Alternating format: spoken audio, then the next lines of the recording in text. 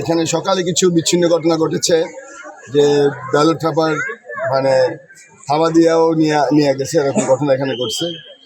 আপনারা একটু খোঁজখবর রাখবেন, চোখ কান খোলা রাখবেন। এখন তো এখানে তেমন একটা লোকজন দেখি নাই, হয়তো ভয়ে আসে না কিনা, বা লোকজন এখন কম কেন জানি, সকালে একটু লোকজন ছিল।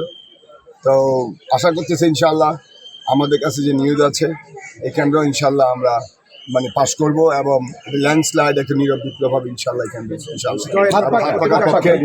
হাত পাকার পক্ষে এই কেন্দ্র ইনশাল্লাহ আমরা একটা নীরব বিপ্লব বিজয় করবো ইনশাল্লাহ। অন্য কোনো কেন্দ্রে কোনো ধরনের প্রবলেম আপনি জানতে পারছেন? আমরা প্রত্যেকটা কেন্দ্রেই আমরা আমরা কম ব্যাস সমস্যাগুলোর ইনফরমেশন আমরা পাচ্ছি।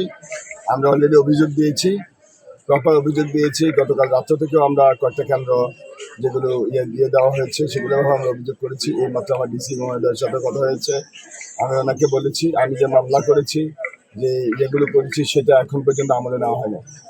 তো আমি যথেষ্ট সন্দিহান লেভেল প্লেয়িংয়ের ব্যাপারে, কারণ আমি গতকালকে যখন ইলেকশন কমিশনে যাই এবং ওসি সাহেবের কাছে দিই এবং ডিসি মহোদয়কে জানাই, গতকাল রাতে থেকে আমাদের তো নিয়ম আছে যে 2 ঘন্টার মধ্যে একজন প্রার্থী যদি তার কোনো সমস্যা হয় 2 ঘন্টার মধ্যে নির্বাচন কমিশন সেই ইয়েতে নেবে, কিন্তু এর মধ্যে আমরা দেখিনি। এখন পর্যন্ত প্রায় 12 ঘন্টার উপরে চলে গেছে, কিন্তু কোনো রকম আমি আইনশৃঙ্খলা বাহিনীর যে সহযোগিতা যেভাবে আমি এরকম কোনো সহযোগিতার তৎপরতা আমি পাই নাই, বরং দায় সারা ওনারা ওনারা ঘুরতেছে এতটুকু জানি। ওনারা আমাকে বলেছে, কারণ আমি 1.5 ঘন্টা পর্যন্ত যেখানে সমস্যা হচ্ছে সেখানে ছিলাম, আমি ওনাদেরকে পাই নাই। পরবর্তীতে ওনারা বলছে ওনারা গেছে, বাট আমি এরপরে ওনারা যখন গেছে শুনছি, আমি আবার আসছি। আমি তখন ভোটারদের উদ্দেশ্যে একটু আমি ভোটারদেরকে অবশ্যই বলবো আপনারা আসেন, ভোট দেন, কারণ আমরা তো সব কেন্দ্রে যাচ্ছি। আমি সমস্যাগুলো নিয়ে কথা বলছি। আমার এই অঞ্চলের মানুষের যে ঐক্যবদ্ধ শান্তির প্রতীক, আপনারা হাত পাখায় ভোট দিয়ে জয়যুক্ত করতে চাচ্ছেন, আসুন আমরা এই ঐক্যবদ্ধ হয়ে এই অঞ্চলে এক ইতিহাস রচনা করে নিই। এখানে আপনারা একটু খবর প্রিসাইডিং অফিসারের কাছে ইনফরমেশনটা আছে।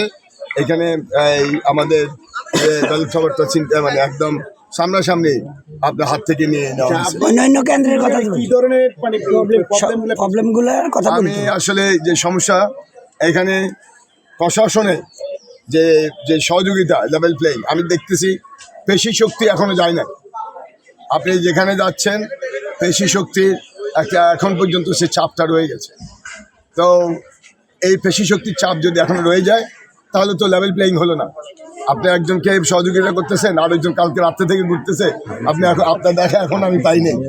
তো আপনারা বুঝে নেন তো সেখানে আপনি কীভাবে লেভেল প্লেইং বলবেন? পেশি শক্তির আমি মনে করি এই অবস্থা থেকে আমাদের নিরাপত্তার জন্য, আমাদের ভোটারদের সুরক্ষার জন্য একটা পরিশুদ্ধ রাজনীতি যেটা চাচ্ছে তরুণ প্রজন্ম, সেটা অবশ্যই ওনাদের দেওয়া উচিত। না হলে এইভাবে চলতেই থাকবে। আমরা পরিশুদ্ধ রাজনীতির জন্য যে আশা এখানে, সে আশাটা আমাদের আশায় থেকে যাবে। ধন্যবাদ।